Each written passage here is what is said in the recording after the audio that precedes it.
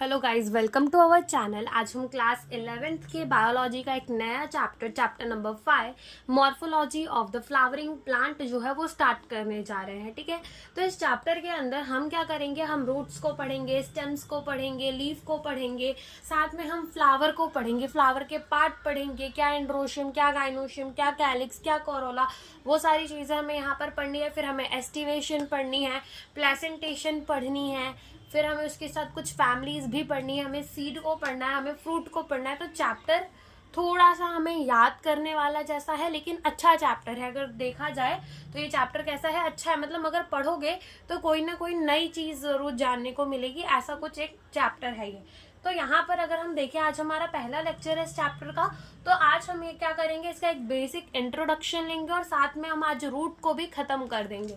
लेकिन अगर तुम देखो तो तुम अगर देखोगे तो नई एनसीईआरटी के अंदर हमें रूट के मॉडिफिकेशंस नहीं दिए हुए, लेकिन एक दो पॉइंट लेकर रूट के मॉडिफिकेशंस को हम लिख लेंगे, जो कि बहुत जनरल सी बातें भी होंगी और ज्यादा कुछ बड़ी बात भी नहीं होगी। ठीक है, नॉर्मल सी ही बातें हैं, तो जो हम जान लेंगे एक दो लाइन में तो हमारा कुछ बिगड़ेगा नहीं।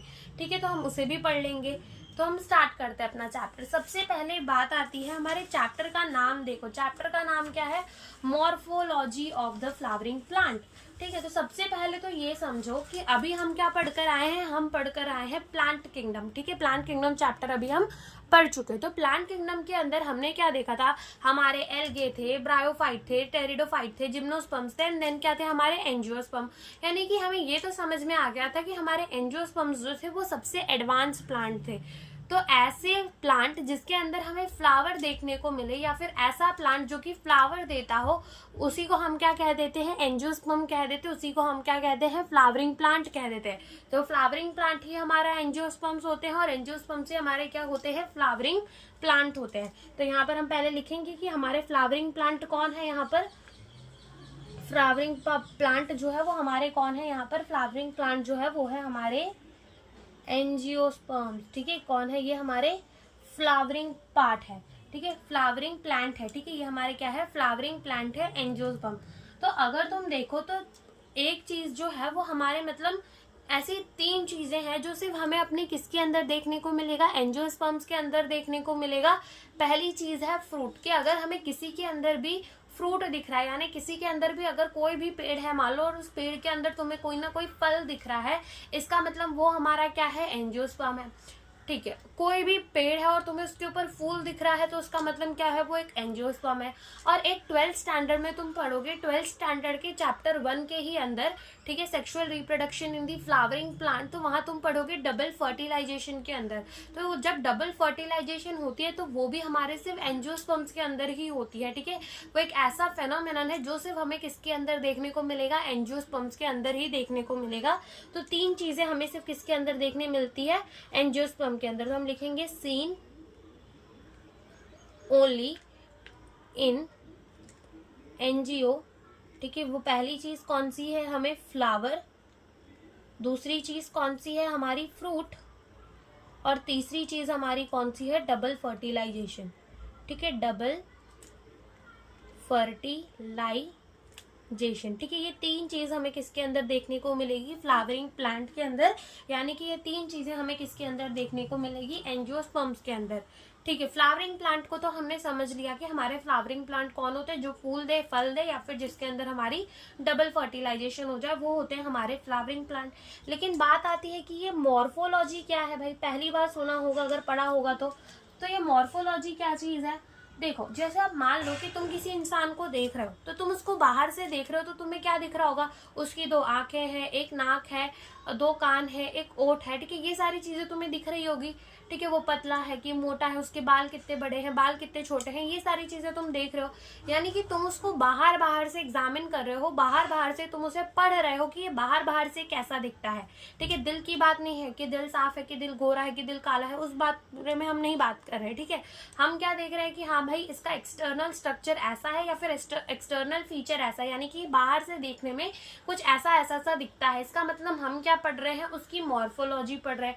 मान लो तुमने कोई प्लांट ले लिया और उस प्लांट के बारे में तुम बात कर रहे हो कि इसकी जो लीफ है ना वो डार्क ग्रीन कलर की है, लीफ जो है ना उसका सरफेस एरिया अच्छा खासा बड़ा है, ठीक है, यहाँ पर बर्ड्स भी प्रेजेंट है, यहाँ पर फ्लावर भी प्रेजेंट है, फ्लावर हमारे इस कलर का है, ठीक है, फ्लावर के अंदर कैलिक्स ये है, कोरोला ये है, ठीक है, स्टेम है, हमारी स्टेम कितनी बड़ी है, स्टेम कितनी छोटी है, स्टेम मोटी है या पतली है। तो अगर तुम ये सारी चीजें पढ़ते हो तो तुम क्या कर रहे हो, उसको बाहर से पढ़ रहे हो, अंदर की चीजें नहीं पढ़ रहे, ठीक है। तुम पेड़ को काट के उसके अंदर क्या है वो नहीं देख रहे, तुम सिर्फ बाहर बाहर से देख रहे हो।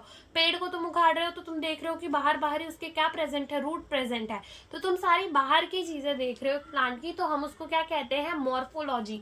मॉर्फोलॉजी का मतलब होता है study of the external character, ठीक है, बाहर के कैरेक्टर्स को जो पढ़ा जाता है उसको हम कहते हैं मॉर्फोलॉजी।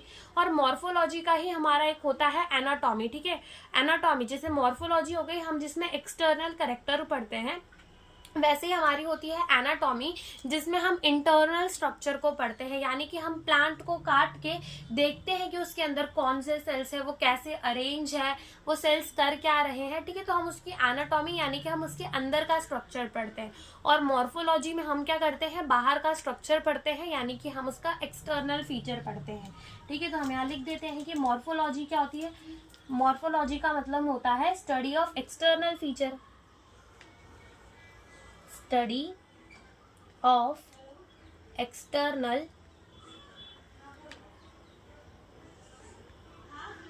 फीचर, ठीक है। हम क्या कहते हैं मॉर्फोलॉजी को, मॉर्फोलॉजी को हम कहते हैं study of the external feature. अब इस मॉर्फोलॉजी के अंदर हम दो चीजें पढ़ते हैं, क्या, एक तो मॉर्फोलॉजी, अगर तुम प्लांट के किसी पत्ते को देख रहे हो तो वो पत्ता क्या प्लांट का वेजिटेटिव पार्ट है, बिल्कुल। देखो प्लांट का ना रिप्रोडक्टिव पार्ट सिर्फ क्या होता है, फ्लावर, उसके बाहर तुम्हें जो भी दिखता है ना प्लांट में वो उसका क्या होता है, वेजिटेटिव पार्ट। भले तुम एक प्लांट का पत्ता देख लो वो क्या होगा, उसका वेजिटेटिव पार्ट होगा। तुम उसकी रूट देख लो वो क्या होगी, उसकी वेजिटेटिव पार्ट होगी। तुम उसका स्टेम देख लो वो भी क्या होगा, वेजिटेटिव पार्ट होगा। तुम उसका फ्लावर देख लो तो वो क्या हो जाएगा, रिप्रोडक्टिव पार्ट हो जाएगा। क्या हो जाएगा, प्लांट का रिप्रोडक्टिव पार्ट हो जाएगा। फिर उसके बाद तुम सीड देख लो, फ्रूट देख लो तो वो भी क्या हो जाएगा, रिप्रोडक्टिव पार्ट हो जाएगा, क्योंकि फ्रूट और सीड कैसे बनते हैं, जब प्लांट के अंदर सेक्सुअल रिप्रोडक्शन होती है तब। तो फ्रूट और सीड क्या होते हैं हमारे, मतलब प्लांट के क्या होते हैं, फ्रूट और seed, they are the result of the sexual reproduction, ठीक है। तो यहाँ पर हम मॉर्फोलॉजी के अंदर दो चीजें पढ़ते हैं। पहली चीज हम पढ़ते हैं वेजिटेटिव कैरेक्टर, वेजिटेटिव कैरेक्टर, ठीक है, और दूसरी हम पढ़ते हैं उसके अंदर रिप्रोडक्टिव पार्ट, ठीक है, या फिर वेजिटेटिव पार्ट लिख लो। और हम क्या पढ़ते हैं उसके अंदर, रिप्रोडक्टिव पार्ट। तो वेजिटेटिव पार्ट के अंदर हम क्या क्या पढ़ते हैं, जैसे कि हम उसका पढ़ते हैं रूट, जैसे कि हम पढ़ते हैं स्टेम, जैसे कि हम पढ़ते हैं लीफ, ठीक है, ये सारे क्या हो जाते हैं, वेजिटेटिव पार्ट हो जाते हैं, ठीक है। वेजिटेटिव पार्ट के अंदर हम रूट, स्टेम और लीफ को पढ़ने के साथ साथ हमारे प्लांट के अंदर जो भी अडेप्टेशन हुई है, जो भी मॉडिफिकेशंस हुई है, उन्हें भी हम पढ़ते हैं। अब अडेप्टेशन और मॉडिफिकेशंस क्या, अब जैसे मान लो कि एक प्लांट है और उसको पानी बहुत कम मिल रहा है, ठीक है, और धूप भी बहुत ज्यादा वहां पर है, तो वो प्लांट के पत्ते जो है वो कैसे हो जाते हैं, निडल लाइक हो जाते हैं, ताकि वो पानी कम उड़ाए और वो अपने आप को जिंदा रख सके। तो वो प्लांट ने एक मॉडिफिकेशन कर ली कि उसने अपने पत्तों का सरफेस एरिया क्या कर दिया, कम कर दिया, ठीक है। तो वो प्लांट के पत्ते ने क्या कर दिया, एक मॉडिफिकेशन कर दी। ऐसे ही स्टेम भी कुछ ना कुछ मॉडिफिकेशन करती है। जब भी हमारा कोई प्लांट यंग होता है, नया नया होता है, तो उसकी स्टेम कैसी होती है, ग्रीन कलर की, सॉफ्ट सी होती है। लेकिन वही जब वो एक पेड़ बन जाता है, बड़ा सा ट्री बन जाता है, तब उसकी स्टेम कैसी हो जाती है, वुडी हो जाती है। तो वो स्टेम ने भी एक मॉडिफिकेशन कर ली अपनी जरूरत के हिसाब से। ऐसे ही रूट भी कोई ना कोई मॉडिफिकेशंस करती है, जो कि हम आज पढ़ेंगे कि रूट कैसी कैसी मॉडिफिकेशंस करती है। तो ये सारी मॉडिफिकेशंस को भी हम कहाँ पढ़ेंगे, इन द वेजिटेटिव पार्ट, ठीक है। तो यहाँ पर हम क्या करेंगे, रूट, स्टेम और लीफ, एंड हम क्या पढ़ेंगे यहाँ पर, modification in root, stem and leaf, ठीक है। जो भी हमारे प्लांट के अंदर मॉडिफिकेशंस हो रही है, हम वहां यहाँ पर वेजिटेटिव पार्ट के अंदर ही उसी को पढ़ेंगे। रिप्रोडक्टिव पार्ट के अंदर हम क्या पढ़ते हैं, फ्लावर, ठीक है, क्या पढ़ते हैं, फ्लावर, और साथ में हम क्या पढ़ते हैं, फ्रूट एंड सीड, ठीक है, बिकॉज ये दोनों क्या होती है, product of the sexual reproduction. तो हम यहाँ पर इसे भी पढ़ते हैं। तो ये तो हमारी ना चैप्टर के नाम को हमने समझ लिया, चैप्टर के नाम को ही हमने यहाँ पर अभी तक समझा है। हमने क्या बोला, morphology of the flowering plant. Morphology का मतलब एक्सटर्नल फीचर, उसमें हम वेजिटेटिव पार्ट भी देखेंगे, रिप्रोडक्टिव पार्ट भी देखेंगे। फिर हमने कहा फ्लावरिंग प्लांट यानी कि एंजियोस्पर्म, जिसके अंदर हमारा फ्लावर हो, फ्रूट हो और जिसके अंदर डबल फर्टिलाइजेशन हो, तो उसे हमने क्या कह दिया कि वो हमारा क्या है, एंजियोस्पर्म है, ठीक है। अब इसके बाद क्या करेंगे, इसके बाद हम सबसे पहले एक प्लांट को बनाएंगे, जिससे हम बहुत सारी चीजें यहाँ समझने की कोशिश करेंगे, समझेंगे, ठीक है, और फिर हम आगे बढ़ेंगे। तो साथ साथ में प्लांट को बनाते जाएंगे और साथ साथ में हम चीजें जो है वो लिखते जाएंगे। तो सबसे पहले एक चीज समझो यहाँ पर, जब भी मान लो तुमने कोई सीड लिया, ठीक है, तुमने कोई सीड ले लिया, कोई बीज ले लिया, ठीक है, तो होता क्या है कि जब तुम उस सीड को, उस बीज को मिट्टी में बोते हो और उसके ऊपर पानी डालते हो, तो वो सीड में से ना, मान लो जैसे कि ये क्या है, सीड है, ठीक है, ये क्या है, कोई सीड है। तो मान लो कि तुमने इस सीड को क्या दे दिया, इसको तुमने मिट्टी दे दिया, ठीक है, और क्या दे दिया, इसको तुमने वाटर दे दिया, और क्या दे दिया तुमने, इसको सनलाइट दे दी, यानी जो जो चीजें इसके ग्रो करने के लिए जरूरत थी तुमने वो सारी चीजें इसे दे दी। अब होगा क्या कि सीड में से तुमको दो चीजें निकलती हुई दिखेंगी, एक ऐसी सी और दूसरी कुछ ऐसी सी, ऐसी दो चीजें निकलते हुए मिलेंगी तुमको। तो एक को हम कहते हैं रेडिकल, क्या कहते हैं हम इसको, कहते हैं रेडिकल, और एक को हम क्या कहते हैं, पिम्यूल, क्या कहते हैं, पिम्यूल, ठीक है। तो ये दो चीजें तुम्हें सीड में से निकलती हुई दिखेंगी। कि कभी तुमने घर पे भी नोटिस किया होगा कि जब चने को तुम पानी में डाल देते हो और उसके बाद उसे जब रख देते हो पानी से निकाल कर, तो नहीं उसके ऊपर व्हाइट व्हाइट सा आ जाता है, उसी को अगर तुम मिट्टी में डाल दो तो उसमें से रेडिकल भी निकल जाएगा। तो ऐसे ही कोई भी सीड में से एक निकलता है हमारा रेडिकल और एक निकलता है पिम्यूल। तो R for radicle, R for root. तो रेडिकल से हमारा क्या बन जाता है, रूट। रेडिकल से क्या बन जाता है, हमारा रूट बनता है, ठीक है। रेडिकल जो हमारी सीड में से रेडिकल ग्रो होता है, तो रेडिकल हमारा आगे जाकर क्या बनाने वाला होता है, रूट। ये रेडिकल हमारा बढ़ेगा बढ़ेगा बढ़ेगा और आगे जाके हमें क्या बना कर देगा, रूट बना कर देगा। ऐसे ही ये जो हमारा पिम्यूल है वो आगे जाकर हमें क्या बना कर देगा, शूट बना कर देगा, यानी कि हमें स्टेम बना के देगा, जिस स्टेम के ऊपर पत्तियां उगेंगी, फूल उगेंगे, ये सारी चीजें उगेगी, तो वो हमें कौन बना कर देगा, पिम्यूल बना कर देगा। तो इतनी बात समझ में आई कि जब हम एक सीड को बो करते हैं, उसको पानी में डालते हैं, यानी कि मिट्टी, पानी और सनलाइट देते हैं, तो उसमें से दो चीजें निकलती है, एक निकलती है रेडिकल, एक निकलती है पिम्यूल। रेडिकल आगे जाकर हमारा पूरा रूट बनाएगा और पिम्यूल आगे जाकर हमारा पूरा क्या बना देगा, शूट बना देगा, किसका, प्लांट का, ठीक है।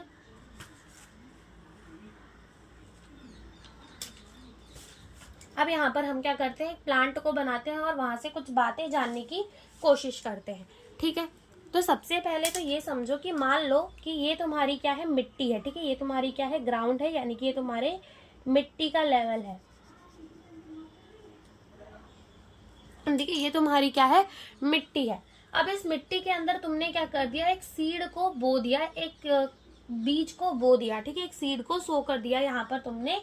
तो अब क्या होगा, इस सीड में से निकलेगा रेडिकल और इस सीड में से निकलेगा पिम्यूल। तो रेडिकल हमारा क्या बनाएगा, रूट। तो मान लो इसमें से एक रेडिकल निकला, अब ये रेडिकल क्या बनाने वाला है, आगे जाके रूट। तो मान लो कि ये रेडिकल जो ग्रो कर रहा है, तो ये ऐसे ऐसे ऐसे ऐसे जाकर क्या कर लेगा, हमारे प्लांट की बना देगा रूट। क्या बना देगा, प्लांट की रूट बना देगा। तो डायरेक्ट इलोंगेशन जो होगी ना हमारे रेडिकल की, कि रेडिकल ने क्या बनाया, रूट बनाया। अब इस रूट के आजू बाजू से और भी तो निकलेंगे, पतले पतले से और रूट निकलेंगे, फिर इनकी ब्रांचिंग होगी तो और थोड़े पतले पतले से हमारे रूट निकलेंगे, ठीक है, और थोड़े पतले पतले से रूट निकलेंगे हमारे, ठीक है। तो यहाँ पर अगर तुम देखो तो ये वाली जो रूट है, जिसे मैं थोड़ा सा शेड कर रही हूँ, तो ये हमारे direct elongation of the radical से बना है, ठीक है। हमारी रेडिकल जब ग्रो हो रही थी, तो जब हमारा रेडिकल ग्रो हुआ, ठीक है, डायरेक्ट हमारे रेडिकल ने एक लंबी सी रूट बनाई। तो इस लंबी सी रूट को हम क्या कहते हैं, इसे हम कहते हैं प्राइमरी रूट। इसे हम क्या कहते हैं, प्राइमरी रूट। उसके बाद प्राइमरी रूट की जो ये बाल निकली है और लाइक स्ट्रक्चर जो निकले, ठीक है, इसको हम क्या कहते हैं, इसको हम कहते हैं सेकेंडरी रूट, ठीक है। यहाँ पर हम लिख देते हैं कि इसे हम क्या कहते हैं, इसे हम कहते हैं सेकेंडरी रूट, ठीक है, इसे हम कहते हैं सेकेंडरी रूट। और जब सेकेंडरी रूट की ब्रांच निकली तो उसे हम क्या कह देंगे, उसे हम कह देंगे टर्शरी रूट, ठीक है, उसे हम क्या कह देंगे, टर्शरी रूट। तो ये बात समझ में आई, जो डायरेक्ट इलोंगेशन थी रेडिकल की उसे प्राइमरी रूट, उसके बाद जो निकली उसे सेकेंडरी रूट, और उसके बाद जो निकली उसे हम क्या कह देते हैं, टर्शरी रूट कह देते हैं। तो अब होता क्या है कि प्राइमरी रूट कैसे बनती है, from the direct elongation of radical. तो हम लिख देते हैं यहाँ पर कि ये कैसे बनी है, डायरेक्ट इलोंगेशन ऑफ रेडिकल। ठीक है, प्राइमरी रूट कैसे बनी है, डायरेक्ट इलोंगेशन से बनी है, किसके, रेडिकल के, direct elongation of the radical. तो ये जो हमारी प्राइमरी रूट है, ये हमारी सेकेंडरी रूट है, और ये हमारी टर्शरी रूट है, ये तीनों मिलकर हमारी क्या बनाती है, टैप रूट सिस्टम। क्या बनाती है, हमारी टैप रूट सिस्टम बनाती है। तो हम लिख देते हैं यहाँ पर इस चीज को भी, आगे हमें फिर ये पढ़ना नहीं पड़ेगा। तो देखो, हमारी प्राइमरी रूट प्लस हमारी सेकेंडरी रूट प्लस हमारी टर्शरी रूट, ये तीनों मिलाकर हमारी क्या बनाती है, टैप रूट सिस्टम। ठीक है, क्या बनाती है, टैप रूट सिस्टम। तो टैप रूट सिस्टम में क्या होता है, डायरेक्ट इलोंगेशन ऑफ रेडिकल और उसकी branches, direct elongation of radical यानी कि जो हमारा प्राइमरी रूट है और उसकी ब्रांचेस क्या कॉन्स्टिट्यूट करती है, हमारा टैप रूट सिस्टम। यानी कि हमारी primary root, secondary root, tertiary root मिलकर हमें क्या बनाकर देती है, टैप रूट सिस्टम बना के देती है। ठीक है, फिर अब क्या होगा कि मिट्टी में तुमने बीज तो बो दिया, तो तुम्हारा रूट तो बन गया, रेडिकल से रूट बन गया। मतलब चलती तो दोनों चीजें साथ में है कि हमारा स्टेम भी थोड़ा ग्रो होता है, थोड़ा रूट भी ग्रो होता है, और साथ में वो ग्रो होते रहते हैं, लेकिन हमने डायग्राम में भी रूट बना लिया। अब क्या होगा कि हमारे सीड से निकलेगा पिम्यूल, जो आगे जाकर हमारा क्या बनाने वाला है, शूट बनाने वाला है। तो मान लो कि ये तुम्हारा क्या निकला है, पिम्यूल निकला है, तो ये आगे जाकर तुम्हें क्या बनाकर देगा, ये आगे जाकर तुम्हें बनाकर देगा शूट। तो तुम भी बना लो शूट, यानी कि स्टेम। ठीक है, यहाँ पर क्या बन जाएगा, तुम्हारा स्टेम बन जाएगा। ठीक है, क्या बन जाएगा, स्टेम बन जाएगा। अब जब स्टेम बन चुका है, तो अब स्टेम के ऊपर क्या लगे हुए होते हैं, स्टेम के ऊपर लगे हुए होते हैं पत्ते। पत्ते का मतलब क्या, लीफ। ठीक है, स्टेम के ऊपर क्या लगी हुई होती है, लीफ लगी हुई होती है। ठीक है, स्टेम के ऊपर क्या लगी हुई होती है, लीफ लगी हुई होती है। अब बात आती है कि लीफ हमारी उगती कहाँ से है। तो देखो, जहां से हमारी लीफ उगती है, जैसे कि मान लो यहाँ से मैंने ना एक पत्ते को ग्रो करवा दिया अपने स्टेम के ऊपर। ठीक है, एक स्टेम के ऊपर मैंने इस पत्ते को ग्रो करवा दिया, तो जहां से पत्ता, जहां से लीफ जो ग्रो करती है ना, उसे हम कहते हैं नोड। ठीक है, नोड क्या होता है, node is the region from where the leaf is born या फिर लीफ इज ग्रो। ठीक है, जहां से लीफ हमारी उगती है उसे हम क्या कह देते हैं, नोड कह देते हैं। तो यहाँ पर हम लेबल करते हैं कि ये भाई साहब हमारा क्या है, ये है हमारा नोड, और लिख भी देते हैं कि नोड क्या है, it is region from where leaf is born. ठीक है, जहां से हमारी पत्ती उगती है उसे हम क्या कह देते हैं, नोड कह देते हैं। अब जैसे यहाँ पर तो हमारी एक नोड है, दूसरा लीफ मान लो हमारा कहीं यहाँ उग रहा है, तो ये हमारी यहाँ पर क्या प्रेजेंट होगी, दूसरी नोड प्रेजेंट होगी। यहाँ पर मान लो तीसरा लीफ उग रहा है, तो यहाँ पर हमारी तीसरी नोड प्रेजेंट होगी। यहाँ पे मान लो हमारा चौथा लीफ उग रहा है, तो यहाँ पर हमारी चौथी नोड प्रेजेंट होगी। ऐसे ही हमारे प्लांट के अंदर बहुत सारे नोड्स जो है वो हमें देखने को मिलते हैं। और जो रीजन होता है ना बिटवीन द टू नोड, देखो एक नोड यहाँ प्रेजेंट है, एक नोड यहाँ प्रेजेंट है, तो ये जो रीजन होता है बिटवीन द टू नोड, इसे हम क्या कहते हैं, इंटर नोड। तो यहाँ पे लिख लो कि ये हमारी क्या है, इंटर नोड है। ये क्या है, हमारी इंटर नोड। अब इंटर नोड क्या होता है, region between the two node, region between two node. ठीक है, दो नोड के बीच की जगह को हम क्या कह देते हैं, दो नोड के बीच की जगह को हम क्या कह देते हैं, इंटर नोड कह देते हैं। अब ये हमारे प्लांट में क्या उगी है, लीफ उगी है। ठीक है, क्या उगी है, लीफ उगी है, यानी कि पत्ती उगी है। और लीफ कैसे उगती है, इन द एक्रोपेटल ऑर्डर। ठीक है, लीफ कैसे उगती है, हमारी एक्रोपेटल ऑर्डर में। सबसे पहले तो ये समझते हैं कि इस हमारा ये जो स्टेम था उसके ऊपर क्या उग चुकी है, लीफ उग चुकी है। ठीक है, क्या उग चुकी है, लीफ ग्रो हो चुकी है। तो अब ये जो लीफ होती है, ये होती क्या है, एक तो ये ग्रीन कलर की होती है। हमारे स्टेम के ऊपर जो लीफ प्रेजेंट होती है वो कैसी होती है, ग्रीन कलर की होती है, फोटोसिंथेटिक होती है। ठीक है, फोटोसिंथेटिक का मतलब वो खुद का खाना खुद बनाती है, यानी कि वो खाना बनाकर देती है प्लांट में। तो हम लिख देते हैं कि लीफ कैसी होती है, ग्रीन होती है। पहली बात तो ये कैसी होती है, ग्रीन होती है, और साथ ही कैसी होती है, फोटोसिंथेटिक भी होती है। ग्रीन के साथ साथ हमारी लीफ कैसी होती है, फोटोसिंथेटिक होती है। और हमारी लीफ जो है वो कैसे उगती है, इन द एक्रोपेटल ऑर्डर। ठीक है, कैसे उगती है, एज अ एक्रोपेटल ऑर्डर। अब ये एक्रोपेटल ऑर्डर जो है वो तुम्हें पहले से पता होगा, लेकिन नाम बस तुम आज सुन रहे होगे कि एक्रोपेटल ऑर्डर इसे बोला जाता है। इसका मतलब ये होता है कि जो हमारी बड़ी पत्ती है, ठीक है, जैसे तुम देखो तो ये हमारी बड़ी है, फिर ये उससे थोड़ी छोटी, फिर ये उससे थोड़ी छोटी, फिर ये उससे थोड़ी छोटी, फिर ये सबसे छोटी। तो हमारी लीफ जो है ना कि बड़े बड़े पत्ते हमारे लीफ के एकदम नीचे प्रेजेंट होते हैं, स्टेम के एकदम नीचे प्रेजेंट होते हैं, बेस में प्रेजेंट होते हैं। और जो हमारी छोटी पत्तियां हैं वो कहाँ प्रेजेंट होती है, ऊपर की तरफ प्रेजेंट होती हैं। तो बस इसी को हम क्या कह देते हैं, एक्रोपेटल ऑर्डर कह देते हैं। तो हम लिख देते हैं कि जो बड़ी पत्ती होती है बिग एट बेस, ठीक है, यानी कि बिग लीफ कहाँ प्रेजेंट होती है, बेस में। और जो छोटी पत्ती है यानी कि छोटे पत्ते कहाँ प्रेजेंट होते हैं, हमारे टिप पे प्रेजेंट होते हैं, ठीक है। तो बड़ी पत्ती बेस पे प्रेजेंट होती है और छोटी पत्ती कहाँ प्रेजेंट होती है, टिप पे प्रेजेंट होती है, ठीक है। तो ये हमने पढ़ लिया। और इसके बाद ये सारा कार्यक्रम जो चल रहा है कि पत्ती उग रही है, नोड है, नोड के बीच की जगह क्या है, इंटरनोड, तो ये सारी किस पे चल रही है, हमारे स्टेम पे। तो हम स्टेम को भी लेबल करते हैं कि हमारी स्टेम कैसी दिखती है, क्या होती है, तो ये होती है हमारी स्टेम, ठीक है। तो हम लिख देते हैं कि ये हमारी क्या है, स्टेम। और स्टेम जो है वो कैसी होती है, ग्रीन कलर की होती है, ठीक है। कैसी होती है, ग्रीन कलर की होती है। लेकिन कब ग्रीन कलर की होती है, जब हमारा प्लांट यंग होता है, ठीक है। जैसे हमारा प्लांट जो है वो बुढ़ा होता जाता है तो वो कैसी हो जाती है, जैसे हमारा प्लांट जो है वो ओल्ड होता जाएगा तो जो वो हमारी स्टेम है वो ब्राउन कलर की होती जाएगी, ठीक है। तो हम लिखेंगे कि व्हेन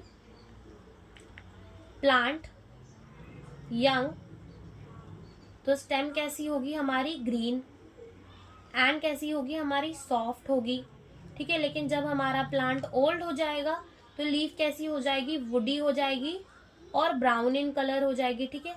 कौन से कलर की हो जाएगी, ब्राउन कलर की हो जाएगी। तो ये हमने पढ़ लिया स्टेम के बारे में।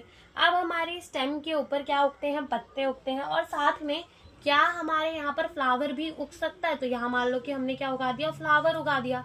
तो ये मान लो कि ये हमारी क्या हो गई है, ये हमारी प्लांट की हो गई है फ्लावर, ठीक है। ये क्या हो गया, हमारा प्लांट का हो गया है फ्लावर, ठीक है। फ्लावर पढ़ लिया। अब होता क्या है कि जहां से हमारी लीफ उगी है उस जगह को हम क्या कह रहे थे, नोड कह रहे थे, ठीक है, नोड कह रहे थे। तो यहाँ पर ठीक है, ब्लैक कलर से बनाते हैं। तो इधर पे हमारे क्या प्रेजेंट होते हैं, इधर, इधर, इधर, ठीक है, और इधर, और इधर। यानी कि यहाँ पर हमारे क्या प्रेजेंट होते हैं, बर्ड प्रेजेंट होते हैं। क्या प्रेजेंट होते हैं, बर्ड प्रेजेंट होते हैं। और इन बर्ड्स को हम क्या कहते हैं, इन बर्ड्स को हम कहते हैं एक्सिलरी बर्ड। एक्सिलरी बर्ड क्यों कहते हैं, बिकॉज ये एक्सिस ऑफ द लीफ पे प्रेजेंट होते हैं। जैसे कि अगर तुम यहाँ लाइन खींचो, सीधी लाइन खींचो, सीधी लाइन खींचो, सीधी लाइन खींचो, तो क्या ये लीफ की एक्सिस में प्रेजेंट है, तो हम इसको क्या कह देते हैं, एक्सिलरी बर्ड कह देते हैं। तो यहाँ पर हम इसे भी लेबल करते हैं कि यहाँ हमारी क्या प्रेजेंट है, यहाँ प्रेजेंट है हमारी एक्सिलरी बर्ड,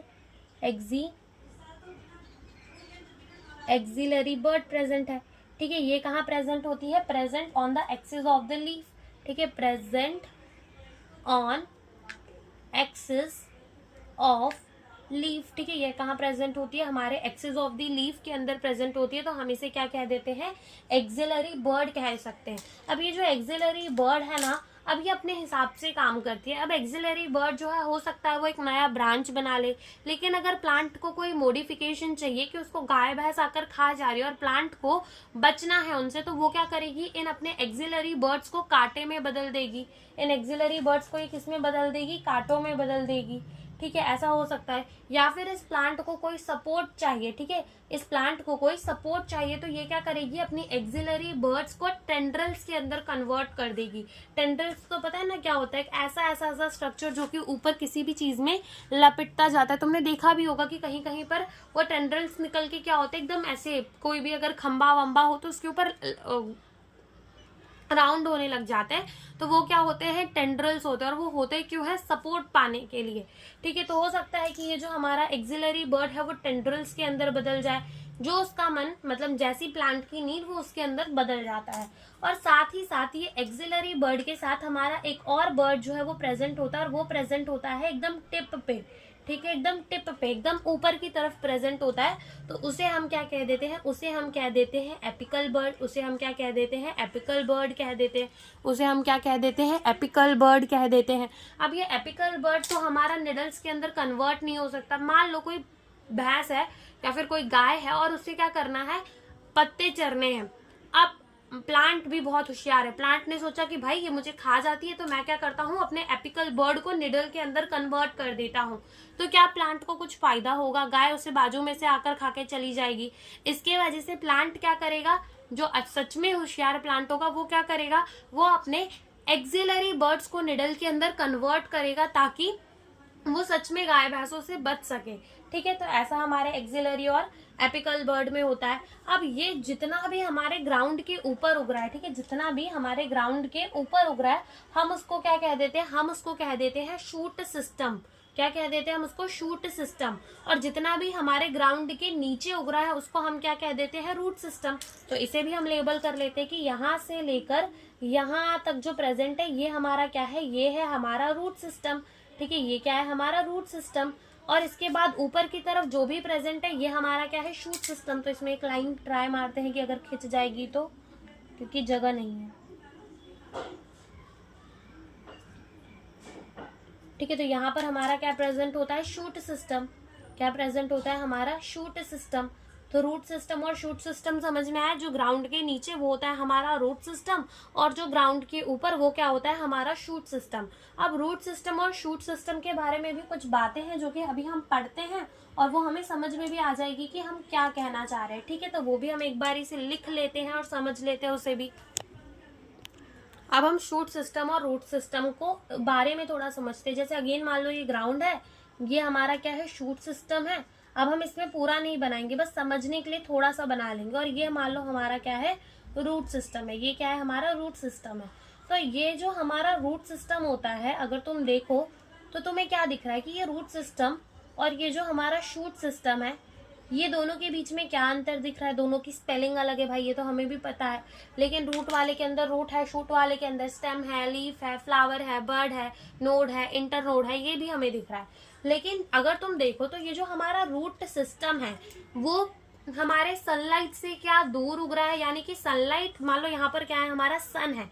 ठीक है, यहाँ पर क्या है, हमारा सूरज। ठीक है, क्या है, हमारा सन है। ठीक है, तो अब तुम देखो तो ये जो रूट सिस्टम है वो हमारे सन से क्या अपोजिट डायरेक्शन में उग रहा है, और क्या ये हमारे सन से अपोजिट डायरेक्शन में उग रहा है। तो हम रूट सिस्टम को क्या कह देते हैं, हम इसको कह देते हैं नेगेटिवली फोटोट्रॉपिक। क्या कह देते हैं, नेगेटिवली फोटोट्रॉपिक। नेगेटिव का मतलब होता है कि ये अपोजिट डायरेक्शन में, एंड फोटोट्रोपिक यानी कि ये सनलाइट से अपोजिट डायरेक्शन में उग रहा है, सन से अपोजिट डायरेक्शन में उग रहा है। तो हम इसको क्या कह देते हैं, इसको हम कहते देते हैं नेगेटिवली फोटोट्रॉपिक।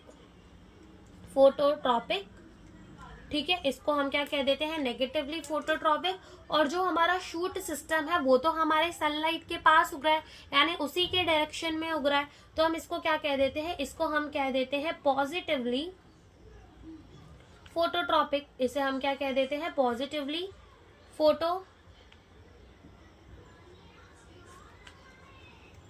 फोटोट्रॉपिक। ठीक है, इसे हम क्या कह देते हैं, पॉजिटिवली फोटोट्रॉपिक। अगर तुम देखो जो रूट सिस्टम है क्या वो हमारा ग्राउंड की तरफ उग रहा है, बिल्कुल उग रहा है। और ग्राउंड को हम क्या कह सकते हैं, जियो कह सकते हैं। ठीक है, जियोग्राफी तुम पढ़ते हो ना, तो उसमें क्या पढ़ते हो, धरती के बारे में ही तो पढ़ते हो। तो ग्राउंड जो है वो हमारा कहाँ उग रहा है, धरती की तरफ उग रहा है। यानी कि हम अपने रूट सिस्टम को क्या कह देते हैं, रूट सिस्टम को हम कह देते हैं पॉजिटिवली जियोट्रोपिक। क्या कह देते हैं, पॉजिटिवली जियोट्रोपिक। और तुम अगर देखो शूट सिस्टम को, तो वो धरती से अपोजिट डायरेक्शन में उग रहा है, इसलिए शूट सिस्टम को हम क्या कह देते हैं, नेगेटिवली जियोट्रोपिक। ठीक है, नेगेटिवली जियोट्रोपिक कह देते हैं। तो इतनी बात समझ में आई कि शूट सिस्टम जो होगा वो पॉजिटिवली फोटोट्रॉपिक होगा यानी सनलाइट के डायरेक्शन में, और नेगेटिवली जियोट्रॉपिक होगा यानी कि हमारे ग्राउंड से अपोजिट डायरेक्शन में। रूट सिस्टम जो होगा वो हमारा पॉजिटिवली जियोट्रॉपिक होगा और नेगेटिवली फोटोट्रॉपिक होगा। ठीक है, तो यहाँ पर हमने बहुत सारी बातें जो है वो जान ली है अपने प्लांट के बारे में, कि हमारा प्लांट क्या, कैसे कैसे नहीं कैसे। ठीक है, ये हमने जान लिया है। एक बार हम इसको फिर से रिवाइज करते हैं और उसके बाद हम अपने टाइप ऑफ रूट्स को चालू करते हैं। ठीक है, तो एक बार हम ये फिर से रिवाइज करते हैं। तो देखो हमने क्या बोला, morphology in the flowering plant. तो हम क्या कहते हैं कि मॉर्फोलॉजी का मतलब होता है study of the external feature, जिसमें हम वेजिटेटिव कैरेक्टर को भी पढ़ेंगे और रिप्रोडक्टिव पार्ट यानी फ्लावर को भी पढ़ेंगे। फ्लावरिंग प्लांट का मतलब होता है एंजियोस्पर्म, और एंजियोस्पर्म के अंदर हमें तीन चीज़ें जो है वो देखने को मिलती है, फ्लावर, फ्रूट और डबल फर्टिलाइजेशन। अगर किसी भी प्लांट के अंदर हो रही है तो वो हमारा क्या होगा, एक एंजियोस्पर्म होगा। फिर हमने क्या बनाया, हमने कहा कि हम अगर कोई भी सीड को मिट्टी पे डालते हैं, उसे पानी देते हैं, सनलाइट देते हैं, तो उसमें से दो चीज निकलती है, एक निकलता है रेडिकल और एक निकलता है पिम्यूल। रेडिकल हमारा वो स्ट्रक्चर होता है जो आगे जाकर हमारा रूट सिस्टम बनाएगा या फिर रूट बनाएगा, और पिम्यूल हमारा वो स्ट्रक्चर होता है जो आगे जाकर हमारा शूट सिस्टम बनाएगा या फिर शूट बनाएगा, उसे हम क्या कहते हैं, पिम्यूल। तो हमारा रूट जो होता है direct elongation of the radical, उसको हम क्या कहते हैं, प्राइमरी रूट, और उसकी जो ब्रांचेस निकलती है हम उसको कहते हैं सेकेंडरी और टर्शियरी रूट। और हमारा प्राइमरी रूट यानी कि direct elongation of the radical और उसकी ब्रांचेस क्या कॉन्स्टिट्यूट करती है, टैप रूट सिस्टम। फिर हमने कहा कि हमारी स्टेम निकलती है जो कि कैसी होती है, यंग प्लांट के अंदर ग्रीन होती है, सॉफ्ट होती है, लेकिन जैसे ही हमारा प्लांट ओल्ड हो जाता है उसके अंदर वुडी हो जाती है और हार्ड हो जाती है, ठीक है, ये हमने देखा। फिर हमने कहा कि हमारी लीफ उगती है, लीफ जो होती है वो पतला सा स्ट्रक्चर होता है, ग्रीन कलर का, फोटोसिंथेटिक होता है और एग्रोपेटल ऑर्डर पे वो ग्रो होता है। फिर उसके बाद हमारे एक्सिस ऑफ द लीफ में बर्ड्स प्रेजेंट होते हैं जिसे हम कहते हैं एक्सिलरी बर्ड, और उसके बाद हमारे टिप में भी एक बर्ड प्रेजेंट होता है जिसे हम कहते हैं एपिकल बर्ड। फ्लावर भी प्रेजेंट होते हैं हमारे लीफ पे, और जहाँ से लीफ उगती है उस रीजन को हम कहते हैं नोड, और region between the two node उसको हम क्या कह देते हैं, इंटर नोड कह देते हैं। क्या कह देते हैं हम उसको, इंटर नोड कह देते हैं, ठीक है, इतना हमने देखा। फिर हमने कहा कि हमारा जो रूट सिस्टम है वो पॉजिटिवली जियोट्रॉफिक है और नेगेटिवली फोटोट्रॉफिक है, और जो हमारा शूट सिस्टम है वो पॉजिटिवली फोटोट्रॉफिक है और नेगेटिवली क्या है, जियोट्रॉफिक है। तो अभी तक हमने इतना पढ़ा। अब हम क्या पढ़ेंगे, अब हम पढ़ेंगे टाइप ऑफ रूट को, ठीक है, कि हमारे रूट्स के कितने टाइप हमें देखने को मिलते हैं वो। तो अब हम पढ़ते हैं टाइप ऑफ रूट को, टाइप ऑफ रूट, ठीक है, टाइप ऑफ रूट्स को। तो जिसके अंदर टाइप ऑफ रूट्स के अंदर सबसे पहला टाइप जो पढ़ना है हमें, वो हम पहले ही पढ़ चुके हैं। अगर मैं ऐसा बोलूं तो पहला जो टाइप का रूट पढ़ना है वो हमें क्या पढ़ना है, टैप रूट सिस्टम, ठीक है, क्या पढ़ना है, tap root system. Tap root system क्या हम अभी पढ़कर आ चुके हैं, बिल्कुल पढ़ के आ चुके हैं। तो हम क्या लिखेंगे कि टैप रूट सिस्टम क्या होता है, अपना direct elongation of the radicle and its branches constitute the tap root system. Direct elongation of radical and its branches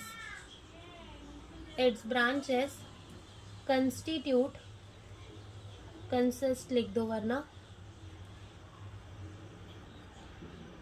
tap root system, ठीक है, टैप रूट सिस्टम, क्योंकि अभी हम समझ चुके तो हमें डायग्राम बनाने की जरूरत नहीं है, ठीक है। अब ये जो टैप रूट सिस्टम है इसका हमारा एग्जाम्पल भी प्रेजेंट है। अब ये जो हमारा टैप रूट सिस्टम है वो हमें यूजुअली किसके अंदर देखने को मिलता है, डाइकोटिलिडन्स के अंदर। किसमें देखने को मिलता है, डाइकॉट प्लांट के अंदर। अब डाइकोटिलिडन पता है क्या होता है, डाइकॉट और मोनोकॉट। अब मान लो तुमने कोई भी एक सीड लिया, जैसे कि तुमने ग्राउंड नट ले लिया, जैसे कि तुमने कोई मस्टर्ड का सीड ले लिया, तो तुम क्या करोगे कि जब उसे तोड़ोगे ना बीच में से, तो तुमको दो अलग अलग कॉटिलिडन्स देखने को मिल जाएंगी। मोनोकॉट वो होते हैं जिनको अगर तुम तोड़ोगे मतलब उसके अंदर सिर्फ एक ही कॉटिलिडन देखने को मिलता है, वो टूट के दो नहीं होता, तो वो होते हैं हमारे मोनोकॉटिलिडन। तो ये जो है हमारा टैप रूट सिस्टम यूजुअली ये हमें किसके अंदर देखने को मिलता है, डाइकॉट्स के अंदर, ठीक है, किसके अंदर देखने को मिलता है, डाइकोटिलिडन, ठीक है, किसके अंदर देखने को मिलता है, डाइकोटिलिडन प्लांट के अंदर। जैसे कि हमारा मस्टर्ड, ठीक है, मस्टर्ड के अंदर हमें क्या देखने को मिलता है, टैप रूट सिस्टम। उसके बाद हम पढ़ेंगे क्या, फाइबरस रूट को, ठीक है, हम क्या पढ़ेंगे, फाइबरस रूट। अब ये जो फाइबरस रूट होता है वो क्या होता है हम वो भी समझते हैं। अब देखो क्या होता है कि जब भी हमारा सीड हम बोते हैं ना, तो हमारा क्या निकलता है, हमारा निकलता तो प्राइमरी रूट ही है, रेडिकल से प्राइमरी रूट ही निकलता है। लेकिन ये जो हमारा प्राइमरी रूट है ना, प्राइमरी रूट, ये क्या होता है, शॉर्ट लिव होता है, यानी कि बहुत कम समय तक के लिए ही रहता है, शॉर्ट लिव्ड, ठीक है, थोड़े समय तक के लिए ही रहेगा। इसको हम क्या कह देंगे, शॉर्ट लिव कह देंगे, शॉर्ट लिव्ड। अब ये क्या होता है, ये हमारा कन्वर्ट हो जाता है, कन्वर्ट इन फाइबर्स, ठीक है, ये फाइबर्स के अंदर कन्वर्ट हो जाता है। जैसे कि मान लो कि ये हमारे पेड़ की क्या है, स्टेम है, ठीक है, ये हमारे पेड़ की क्या है, स्टेम है। तो इस स्टेम में यहाँ बहुत सारे फाइबर्स हमें देखने को मिल जाएंगे at the base of the stem, और इसी को हम क्या कहते हैं, इसी को हम कहते हैं फाइबरस रूट। इसी को हम क्या कहते हैं, फाइबरस रूट कहते हैं। तो हमने क्या बोला कि प्राइमरी रूट हमारा शॉर्ट लिव होता है, जो कि कन्वर्ट हो जाता है किसके अंदर, फाइबर्स के अंदर। प्राइमरी रूट यहाँ पे शॉर्ट लिव होता है एंड रिप्लेस हो जाता है by the large number of the fibre, जो कि कहाँ प्रेजेंट होते हैं, at the base of the stem. ठीक है, उसी को हम क्या कहते हैं, फाइबरस रूट कहते हैं। ठीक है, ये कहाँ प्रेजेंट है, at the base of the stem, at the base of stem. इसको हम क्या कहते हैं, फाइबरस रूट। और इसका अगर हम एग्जाम्पल देखें तो ये यूजुअली हमें किसके अंदर देखने को मिलता है, मोनोकॉट्स के अंदर। ठीक है, तो हम लिख देंगे जनरली मोनोकॉट। जनरली ये किसके अंदर हमें देखने को मिलता है, मोनोकॉट। और इसका एग्जाम्पल क्या है, हमारा वीट हो गया, ठीक है, बार्ले हो गया, इनके अंदर हमें क्या देखने को मिलता है, इनके अंदर हमें देखने को मिलता है फाइबरस रूट। और तीसरी टाइप की रूट आती है हमारी एडवेंटिशियस रूट। ठीक है, तीसरी टाइप की जो रूट आती है वो हमारी क्या आती है, एडवेंटिशियस रूट आती है। ठीक है, तीसरी टाइप की जो रूट होती है वो होती है हमारी एडवेंटिशियस रूट।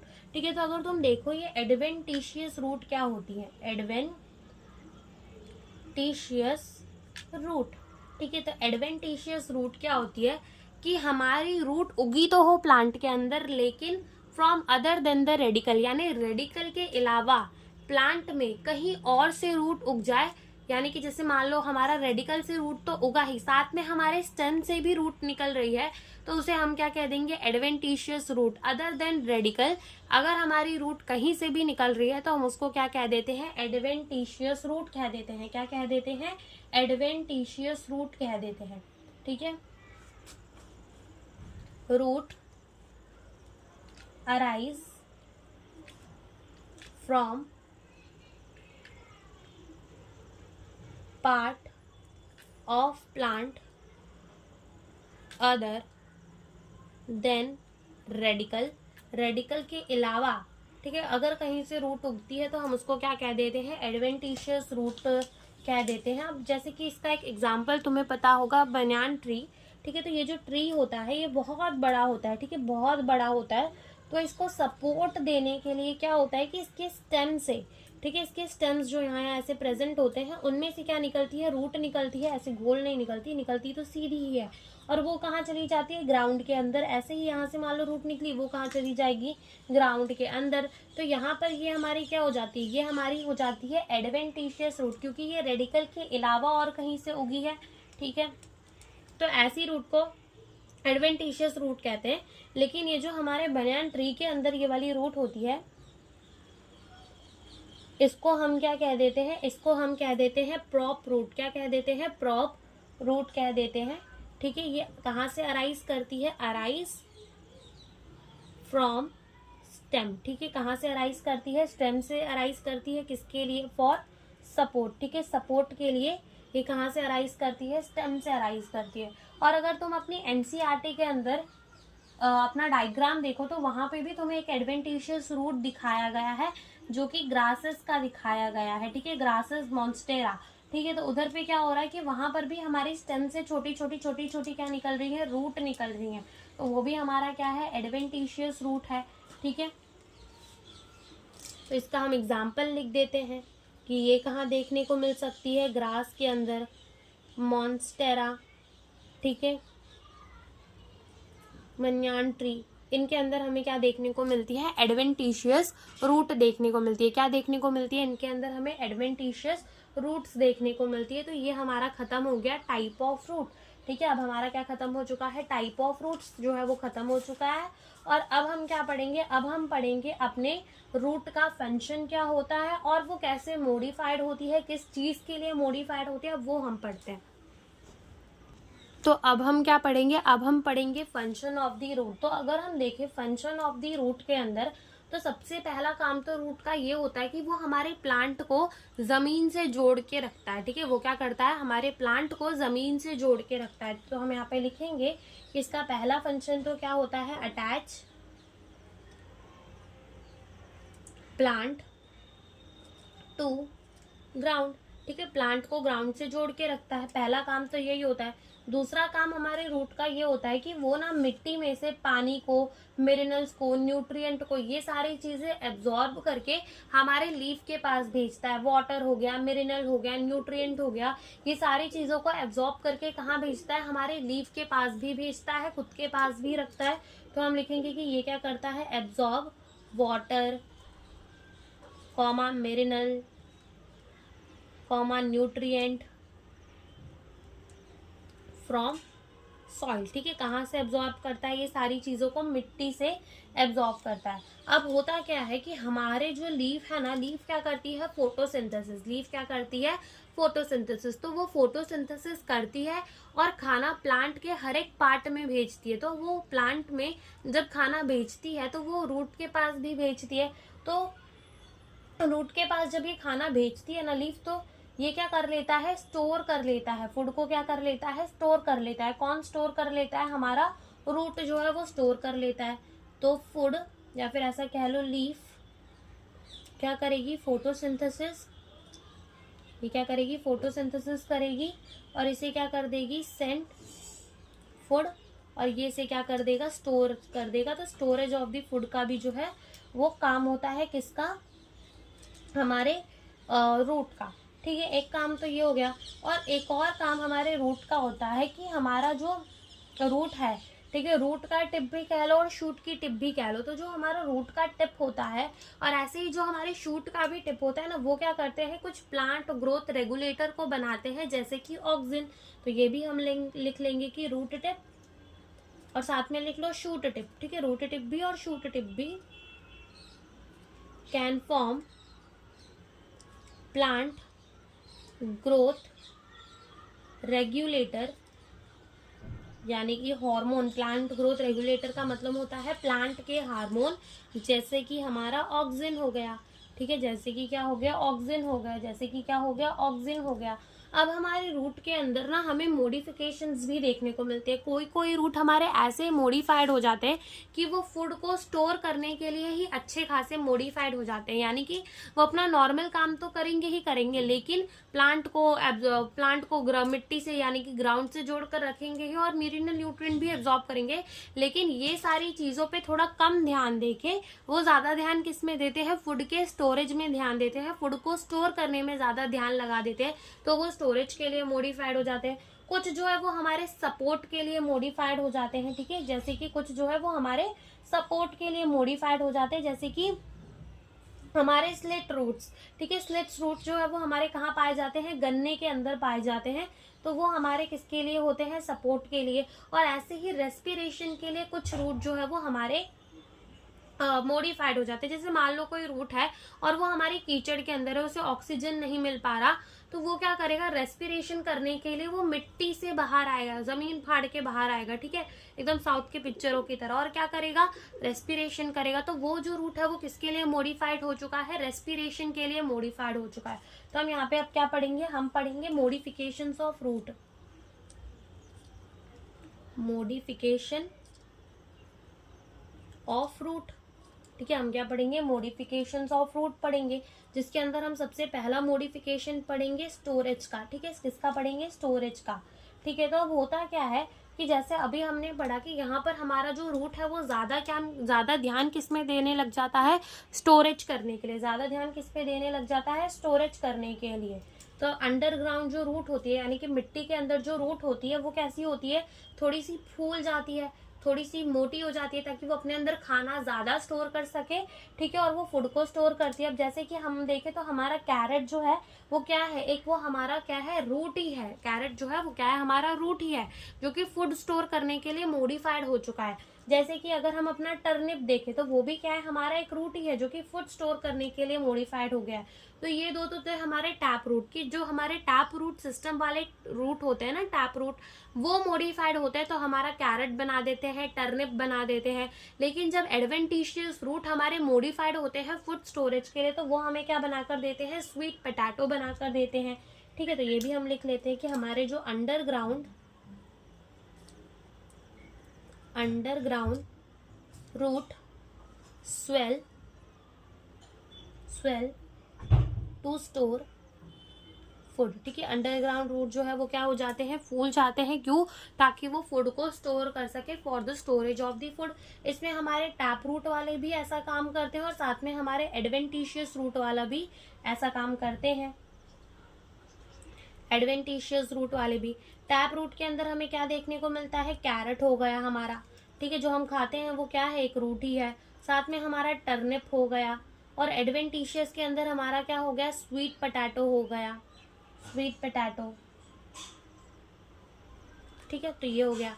दूसरा जो हमारा रूट होता है वो किसके लिए हो जाता है, सपोर्ट के लिए मॉडिफाइड हो जाता है। किसके लिए मॉडिफाइड हो जाता है, सपोर्ट के लिए। जैसे कि हम अगर देखें प्रॉप रूट, जो हमने आगे पढ़े, prop root of the banyan tree, ठीक है, वो किसके लिए मॉडिफाइड हो जाते हैं, सपोर्ट के लिए मॉडिफाइड हो जाते हैं। ऐसे ही हमारे स्लिट्स रूट होते हैं। कौन से रूट होते हैं, स्लिट रूट होते हैं। जैसे कि अगर तुम देखो तो ये जो स्लिट रूट्स होते हैं ना, वो कहाँ पे, ये जो है वो अराइज करते हैं from the lower node, arise from lower node, lower node, ठीक है। अब कैसे arise from the lower node, जैसे कि मान लो कि ये जो है हमारा क्या है, गन्ना, ठीक है, क्या है, गन्ना। अब ये क्या है, गन्ना, तो यहाँ पर क्या होगा, इसका एक नोड होगा, यहाँ पर दूसरा नोड होगा इसका, यहाँ तीसरा नोड होगा, और यहाँ मान लो क्या है, जमीन है, ठीक है। तो यहाँ पर इसके रूट्स तो अंदर की तरफ प्रेजेंट होंगे ही होंगे, साथ में यहाँ जो ये लोअर नोड है ना, ये क्या करेगी, सपोर्ट के लिए कुछ रूट्स बना देगी, ठीक है, ताकि सपोर्ट मिले हमारे गन्ने को और वो टूट ना जाए ज्यादा हवा चलने की वजह से। तो ये जो रूट है, इन्हीं को हम क्या कहते हैं, इन्हीं को हम कहते हैं स्लिट रूट। क्या कहते हैं, स्लिट्स रूट। शुगर केन के अंदर हमें ये देखने को मिलते हैं, ठीक है, शुगर केन के अंदर हमें ये देखने को मिलते हैं। तीसरा जो है वो हमें किसके अंदर, ये लिख देते कि ये शुगर केन यानी कि गन्ना, ठीक है, गन्ने के अंदर हमें क्या देखने को मिलता है, स्लिट्स रूट। तीसरे टाइप के जो रूट होते हैं वो किसके लिए मॉडिफाइड हो जाते हैं, फॉर रेस्पिरेशन। किसके लिए मॉडिफाइड हो जाते हैं, फॉर रेस्पिरेशन। अब होता क्या है कि जहां पर हमारा कीचड़ वाला इलाका है, ठीक है, वहां पे ऑक्सीजन जो है वो कम होता है, ऑक्सीजन जो है वो क्या हो जाता है, कम हो जाता है। तो हम लिखेंगे in the marshy area, marshy area, वहां पर O2 क्या हो जाता है, कम होता है। मार्शी एरिया के अंदर ऑक्सीजन जो है वो क्या होता है, कम होता है। तो मान लो कोई एक ऐसा प्लांट है जो कि कहाँ पर है, हमारे मार्शी एरिया के अंदर, ठीक है, जैसे मान लो ये ठीक है, ये किसके अंदर है, मार्शी एरिया के अंदर है। अब इसकी रूट्स नीचे तो उगेंगी, लेकिन क्या होगा कि अब ये मार्शी एरिया है, ठीक है, यहाँ पर क्या है, कीचड़ वाला इलाका है, मार्शी एरिया, ठीक है, ये क्या है, कीचड़ वाला इलाका है। तो यहाँ पर हमारा प्लांट की जो रूट है उसको ऑक्सीजन नहीं मिल पा रहा, तो वो क्या करेगी, वो बाहर आएगी और कहाँ ग्रो करने लगेगी, हमारे मिट्टी के ऊपर ग्रो करने लगेगी। कहाँ ग्रो करने लगेगी, मिट्टी के ऊपर ग्रो करने लगेगी। तो इनको हम क्या कहते हैं, इनको हम कहते हैं न्यूमैटोफोर। क्या कहते हैं, न्यूमैटोफोर कहते हैं, ठीक है। ये हमारी क्या होती है, रेस्पिरेटरी रूट होती है, ठीक है, जो रूट रेस्पिरेशन करते हैं उनको हम क्या कह देते हैं, न्यूमैटोफोर कह देते हैं। ये क्या होता है, मिट्टी फाड़ के, ठीक है, जमीन फाड़ कर बाहर आते हैं और क्या करते हैं, रेस्पिरेशन करते हैं, तो हम इनको कहते हैं न्यूमैटोफोर। क्या कहते हैं, न्यूमैटोफोर कहते हैं। और अगर तुम ये अपने न्यूमैटोफोर को देखोगे, यानी कि अपने जो रेस्पिरेशन वाले रूट हैं उन्हें देखोगे, तो जैसे हमने पढ़ा था कि जो हमारा रूट सिस्टम होता है वो क्या होता है, वो हमारा पॉजिटिवली जियोट्रॉफिक होता है और नेगेटिवली फोटोट्रॉफिक होता है। लेकिन ये वाले जो रूट होते हैं ये हमारे पॉजिटिवली फोटोट्रॉफिक होते हैं, और ये हमारे नेगेटिवली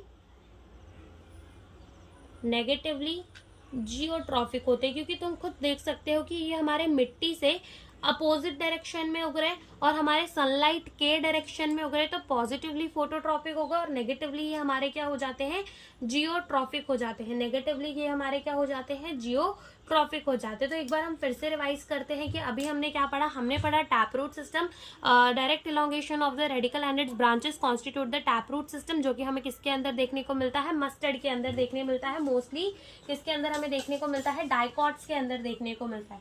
देन हमने देखा फाइबरस रूट, तो यहाँ पर जो हमारी प्राइमरी रूट है वो शॉर्ट लिव हो जाती है, रिप्लेस हो जाती है by the large number of the fibre at the base of the stem, जिसे हम क्या कहते हैं, फाइबरस रूट, जो कि कहाँ देखने को मिलती है, डाइकॉट्स के अंदर देखने को मिलती है। जैसे कि हमारा वीट हो गया, और adventitious root other than the radicle कहीं से भी रूट उगी हो उसे हम कह देते हैं एडवेंटिशियस रूट, जिसमें हमने बनियान ट्री का देखा, ग्रासेस का देखा, मॉन्स्टेरा का देखा example.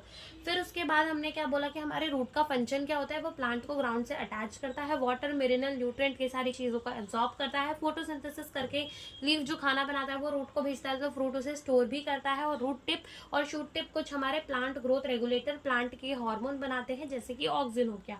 Modification of root storage के लिए होते हैं, अंडरग्राउंड जो रूट होते हैं वो फूल जाते हैं और खाना स्टोर करने लगते हैं। ऐसे में टैप रूट होता है हमारा कैरेट और टर्निप, और एडवेंटिशियस रूट होता है स्वीट पोटैटो। कुछ जो होते हैं वो सपोर्ट के लिए होते हैं, जैसे कि हमारे प्रॉप रूट हमने किसके अंदर देखे थे, बनियान ट्री के अंदर, और स्लेट्स रूट कहाँ देखने को मिलते हैं, शुगर केन के अंदर। एंड फॉर रेस्पिरेशन न्यूमैटोफोर आते हैं, जो कि क्या करते हैं, रेस्पिरेशन वो होते हैं हमारे नेगेटिवली जियोट्रॉपिक और पॉजिटिवली फोटोट्रॉपिक होते हैं। नॉर्मल कंडीशन से ये अलग ही होते हैं हमारे, ठीक है। तो ये हमने पढ़ लिया। और अब हम क्या पढ़ेंगे, अब हम पढ़ेंगे रीजन ऑफ द रूट, और इसके बाद जो हमारा रूट है वो खत्म हो जाएगा। तो हम अब क्या पढ़ते हैं, रीजन ऑफ द रूट को पढ़ते हैं। तो अब हम पढ़ते हैं रीजन ऑफ द रूट को। तो पहले हम इसके लिए क्या करेंगे, एक डायग्राम बनाएंगे, और डायग्राम से ही सारी चीजों को हम समझते जाएंगे। तो जैसे मान लो कि तुम ये क्या बना रहे हो, रूट बना रहे हो, ठीक है। ये क्या है, रूट है।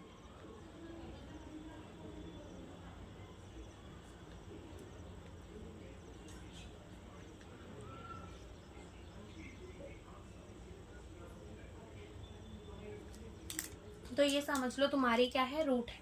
अब क्या होता है कि अगर तुम देखो तो जो रूट का हमारा एकदम नीचे का हिस्सा होता है, जो हमारी मिट्टी को फाड़ फाड़ के अंदर जाता है, और मिट्टी और जमीन के अंदर और जमीन के अंदर, तो जो जाता है ना, तो यहाँ पर उस रूट को प्रोटेक्ट करने के लिए, ताकि वो जो हमारा अपेक्स है, ठीक है, यानी कि जो हमारा रूट है जो कि हमारे मिट्टी के अंदर जा रहा है, उसको कुछ ना हो जाए, तो उसको प्रोटेक्ट करने के लिए हमारे रूट पे क्या प्रेजेंट होता है, रूट कैप, ठीक है। क्या प्रेजेंट होता है, रूट कैप प्रेजेंट होता है। तो हम क्या कहेंगे कि रूट जो होता है ना, हमारे अपेक्स, अपेक्स का मतलब होता है एकदम नीचे वाले हिस्से में कवर होता है बाय एक थिम्बल लाइक स्ट्रक्चर, यानी एक ऐसे स्ट्रक्चर से वो क्या होता है, कवर होता है, जिसे हम कहते हैं रूट कैप। और ये क्या करता है, ये प्रोटेक्ट करता है हमारे रूट को, क्योंकि वो क्या कर रहा है, मिट्टी में अपनी जगह बना रहा है जाने की, ठीक है। ये क्या करेगा, मिट्टी को फाड़ फाड़ के अंदर जाएगा, तो इसको प्रोटेक्ट करने के लिए कौन प्रेजेंट होता है, रूट कैप प्रेजेंट होता है। तो हम लिखते हैं पहले रूट कैप के बारे में कि ये क्या है, हमारा thimble like structure, thimble like structure, ठीक है। थिम्बल लाइक स्ट्रक्चर है, और ये क्या करता है, प्रोटेक्ट करता है, protect tender apex of root, ठीक है। ये क्या करता है, रूट का एकदम जो नीचे वाला हिस्सा होता है, एकदम उसका जो पॉइंट होता है, उसको क्या करता है, प्रोटेक्ट करता है, because it make way to soil, ठीक है। ये क्या करता है, मिट्टी में अपना रास्ता बनाता है, इस वजह से रूट जो कैप है वो हमारा क्या करता है, इसको प्रोटेक्ट करता है। अब ये जो रूट कैप है उसी के ऊपर, यानी कि उसी के ऊपर हमें क्या देखने को मिलता है, हमें देखने को मिलता है region of the meristematic activity, ठीक है। यहाँ पर हमें क्या देखने को मिलता है, यहाँ देखने को मिलता है हमें region of the meristematic activity. तो हम यहाँ लिखते हैं कि यहाँ हमें क्या देखने को मिलता है, रीजन ऑफ मेरिस्टेमेटिक एक्टिविटी, ठीक है। अब ये जो रीजन ऑफ मेरिस्टेमेटिक एक्टिविटी होती है, यहाँ क्या होता है, तो अगर तुम देखो तो ये जो हमारी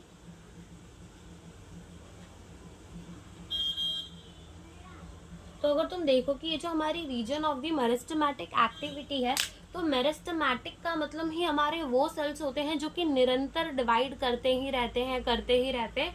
उन्हीं सेल्स को हम क्या कह देते हैं, मेरिस्टेमेटिक सेल्स कह देते हैं। तो यहाँ पर हमें कुछ सेल्स देखने को मिलते हैं ना, जो कि क्या करते हैं, डिवाइड करते ही रहते हैं, और ये अपना नंबर बढ़ाते हैं। तो जब ये डिवाइड करते रहते हैं ना, तो ये क्या करते हैं कि सेल्स का नंबर बढ़ेगा, तो ये सेल्स को ऊपर की तरफ ऐड करते जाते हैं, ठीक है। ऊपर की तरफ ये सेल्स को क्या करते हैं, जैसे मान लो ये यहाँ डिवाइड करे, तो ये ऊपर की तरफ सेल्स को क्या करते जाएंगे, ऐड करते जाएंगे, जिससे क्या होगा, रूट की लेंथ बढ़ती जाएगी, ठीक है। जिससे क्या होगा, रूट की लेंथ बढ़ती जाएगी। तो ये जो रीजन ऑफ मेरिस्टेमेटिक एक्टिविटी है, यहाँ के सेल्स जो होते हैं वो हमारे बहुत छोटे छोटे होते हैं, उनका सेल वॉल जो है वो बहुत ज्यादा पतला होता है। क्यों, क्योंकि उनको डिवाइड करना है, प्रोटोप्लाज्म में भी उनमें कम होता है और वो कंटिन्यूसली क्या करते रहते हैं, डिवाइड करते ही रहते हैं। तो हम लिख लेते हैं कि रीजन ऑफ मेरिस्टेमेटिक एक्टिविटी के सेल्स कैसे होते हैं, सेल्स ऑफ दिस रीजन ये कैसे होते हैं, थिन वॉल्ड होते हैं, ठीक है। इनका जो सेल वॉल होता है वो कैसा होता है, पतला होता है, ठीक है, थिन वॉल्ड होता है। सेल जो होता है वो इनका कैसा होता है, सेल वॉल पतला होता है। सेल्स जो होते हैं वो बहुत छोटे छोटे होते हैं, वेरी स्मॉल, ठीक है। सेल्स कैसे होते हैं, बहुत छोटे छोटे होते हैं। डेंस प्रोटोप्लाज्म, इनका जो प्रोटोप्लाज्म है वो भी बहुत कम होता है, ठीक है, डेंस प्रोटोप्लाज्म। और ये क्या करते हैं, डिवाइड करते रहते हैं, डिवाइड रिपीटली, ठीक है, रिपीटेडली, ठीक है। ये क्या करते हैं, डिवाइड करते रहते हैं रिपीटेडली, ठीक है। तो ये किसके सेल्स है, हमारे region of the meristematic activity के सेल्स है। अब अगर तुम इसके प्रोक्सिमल में देखोगे, प्रोक्सिमल का मतलब होता है अगर तुम इसके ऊपर वाले हिस्से पे देखोगे तो वहां तुम्हें क्या देखने को मिलेगा, रीजन ऑफ इलॉन्गेशन, ठीक है। यहाँ पे तुम्हें क्या देखने को मिलेगा, इधर पे तुम्हें देखने को मिलेगा रीजन ऑफ इलॉन्गेशन। तो हम लिख देते कि यहाँ हमें क्या देखने को मिलेगा, रीजन ऑफ इलॉन्गेशन। तो रीजन ऑफ इलॉन्गेशन के जो सेल होते हैं ना वो कैसे होते हैं, ये एक तो हमारे रूट को लंबा करने में हेल्प करते हैं, यानी रूट की लेंथ बढ़ाने में काम आते हैं। यहाँ के सेल्स जो होते हैं वो डिफरेंशिएटेड होते हैं और मैच्योर होते हैं। यानी कि अगर तुम देखो मेरिस्टेमेटिक एक्टिविटी वाले रीजन में सेल्स जो है उनको मतलब नहीं था, वो सिर्फ क्या कर रहे थे, डिवाइड कर रहे थे, अपना नंबर बढ़ा रहे थे। लेकिन जब वो सेल्स हमारे रीजन ऑफ इलॉन्गेशन में चले जाते हैं तो वो डिफरेंशिएट हो जाते हैं, मैच्योर हो जाते हैं, यानी उन्हें अपना काम पता चल जाता है कि तुम्हें क्या काम करना है, और वो हमारे मैच्योर भी हो जाते हैं। यानी कि अब वो सेल्स हमारे डिवाइड नहीं करेंगे, ठीक है। रीजन ऑफ इलॉन्गेशन के सेल्स जो हैं वो फिर डिवाइड हमारे नहीं करते। तो हम लिखेंगे कि ये क्या कराता है, region of elongation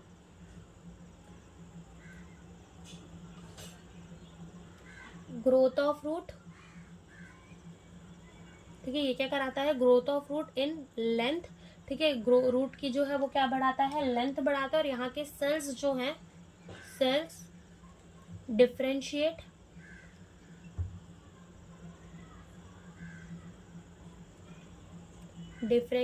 and mature. यहाँ के जो सेल्स होते हैं वो कैसे होते हैं, डिफरेंशिएटेड होते हैं एंड मैच्योर होते हैं। और इसी के ऊपर जो है हमें क्या देखने को मिलता है, इसी के ऊपर हमें देखने को मिलता है रीजन ऑफ मैच्योरेशन। क्या देखने को मिलता है, रीजन ऑफ मैच्योरेशन। क्या देखने को मिलता है यहाँ पर हमें, रीजन ऑफ मैच्योरेशन, ठीक है। यहाँ पे हमें क्या देखने को मिलता है, रीजन ऑफ मैच्योरेशन देखने मिलता है proximal to the region of elongation. Proximal का मतलब होता है ऊपर वाले। अगर तुमने पूछे proximal to the meristematic region, तुम्हें क्या देखने मिलेगा, region of elongation. Proximal to the region of elongation क्या देखने को मिलेगा, रीजन ऑफ द मैच्योरेशन। तो अब होता क्या है कि रीजन ऑफ मैच्योरेशन में कि एपिडर्मल के सेल, अब एपिडर्मल के सेल तुम ऐसा मान लो कि इसके ऊपर वाले सेल, इसके ऊपर लेयर के जो सेल्स हैं वो होते हैं एपिडर्मल सेल। तो यहाँ पे क्या होता है कि एपिडर्मल सेल ना एक बहुत पतला फाइन थ्रेड लाइक स्ट्रक्चर बनाते हैं जिसे हम कहते हैं रूट हेयर। और ये रूट हेयर क्या करते हैं, वाटर एंड मिनरल्स को एब्जॉर्ब करते हैं, कहाँ से, मिट्टी से। तो from the region of maturation हमें क्या देखने को मिलते हैं, कुछ एपिडर्मल सेल्स जो है वो हमारे क्या बनाने लग जाते हैं, बहुत पतले पतले से स्ट्रक्चर, जिसे हम क्या कहते हैं, रूट हेयर कहते हैं। तो हम यहाँ पे लिखेंगे कि ये हमारे क्या है, रूट हेयर है, रूट हेयर है, ठीक है। ये हमारे क्या है, रूट हेयर है। तो हम लिखेंगे from the region of maturation, यहाँ पे यही लिख लेते हैं, दिख रहा है कि नहीं, हम लिखेंगे कि from region of maturation some epidermal cell form fine delicate thread like structure, उसी को हम क्या कहते हैं, उसी को हम कहते हैं रूट हेयर। और रूट हेयर क्या करता है, एब्जॉर्ब करता है वाटर एंड मिनरल को फ्रॉम द सॉइल। तो ये भी हम लिख देंगे कि ये क्या करेगा, absorb water and mineral, absorb water and mineral from soil. ये क्या करते हैं, मिट्टी में से वाटर एंड मिनरल को क्या करते हैं, एब्जॉर्ब करते हैं। तो हम इसको क्या कह देंगे कि ये क्या करेंगे, वाटर एंड मिनरल को एब्जॉर्ब करेंगे, कहाँ पे से, सॉइल से। तो इसके पहले हमने कहाँ तक रिवाइज किया था वो एक बार हम देखते हैं। तो हम यहाँ पे जो है हम एडेप्टेशन से जो है वो स्टार्ट कर देते हैं, यानी कि हमारा जो रूट है हम मॉडिफिकेशंस ऑफ रूट से चालू कर देते हैं। एक और बार फटाफट से रिवाइज करते हैं। तो हमने कहा कि स्टोरेज के लिए हमारे जो अंडरग्राउंड रूट होते हैं वो फूल जाते हैं और फूड को स्टोर करने लगते हैं। टैप रूट के अंदर कैरेट हो गया, टर्निप हो गया, और हमारे एडवेंटिशियस रूट के अंदर स्वीट पोटैटो हो गया। सपोर्ट के लिए प्रॉप रूट होते हैं, स्लिप्स रूट होते हैं, और फॉर रेस्पिरेशन निमेटोफोर होता है। फिर हमने कहा कि हमारा जो रूट होता है ना, तो उसमें क्या होता है कि हमारा जो रूट का टिप होता है, ठीक है, रूट का जो अपेक्स होता है वो प्रोटेक्टेड होता है by the thimble like structure, जिसे हम क्या कहते हैं, रूट कैप कहते हैं, जो कि हमारे प्रोटेक्ट करता है रूट को, ठीक है। क्यों? क्योंकि वो अपना जो है मिट्टी की तरफ अपनी जगह बना रहा होता है, मिट्टी की तरफ अपना रास्ता बना रहा होता है। तो it protect the tender apex of the root, ठीक है। ये क्या करता है, tender apex of the root को क्या करता है, प्रोटेक्ट करता है। हमें देखने को मिलते हैं region of the meristematic activity के, रीजन ऑफ मेरिस्टेमेटिक एक्टिविटी, जहाँ के सेल्स बहुत छोटे होते हैं, पतले वॉल के होते हैं, डेंस प्रोटोप्लाज्म, और वो रिपीटेडली डिवाइड करते हैं। Proximal to the region of हमारा मेरिस्टेमेटिक एक्टिविटी हमें देखने को मिलता है रीजन ऑफ इलॉन्गेशन, जो कि enlargement and elongation of the हमारे रूट इन लेंथ के लिए रिस्पॉन्सिबल होता है। और यहाँ के सेल्स जो होते हैं वो डिफरेंशिएटेड होते हैं और मैच्योर होते हैं। और उसी के ऊपर हमें देखने को मिलता है proximal to the region of elongation हमें देखने को मिलता है region of maturation. Region of maturation के कुछ एपिडर्मल के सेल्स जो है वो बहुत पतले पतले fine delicate thread like structure बनाते हैं, जिसे हम कहते हैं रूट हेयर। और रूट हेयर क्या करता है, एब्जॉर्ब करता है वाटर एंड मिनरल को फ्रॉम दी सॉइल। तो यहाँ पर हमारा जो रूट है वो होता है खत्म, और हमारे ये जो रूट का पार्ट है वो खत्म हो चुका है। और नेक्स्ट लेक्चर के अंदर हम स्टेम्स को देखेंगे, लीफ को देखेंगे, ठीक है। तो यहाँ पर हमारा आज का लेक्चर यही खत्म होता है। Thank you for watching the video.